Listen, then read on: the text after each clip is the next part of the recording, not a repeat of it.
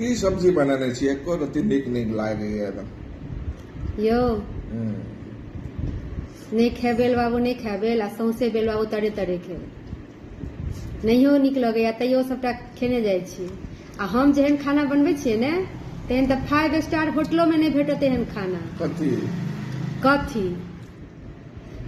भट्टा दौड़ी सजमैन दौड़ी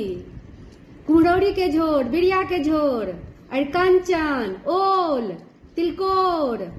घीरा के भुजिया सजमैन के भुजिया झुंगनी के भुजिया ओल के तरकारी ओल के चोखा तीसी के चटनी तिल के चटनी ई सब तो हम मुँह जवानी कह दिलू हैं और एहन कते हेते पटुआ के साग बथुआ के साग खेसारी के साग ई सब अहाँ के 5 स्टार होटलों में नहीं भेटत ते दुआरे सामने में जे खाना भेटैया आगू में तेकरा प्रेम से खाओ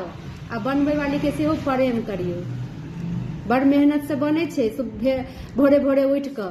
अहाँ तो सुतल रहे छियै सुतल सुतल उठू आगू में थारी गेल त नीक आ खराब बुझाए लगैया बनबे काल में ठाढ़ रहबै तब ने पता चलत जे कते मेहनत लगे छै बनबे में की खाना बनबै छी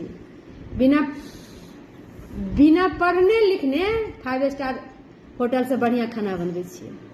ई हमारा सबके गृहिणी सबके घमंड छै ये बात के घमंड।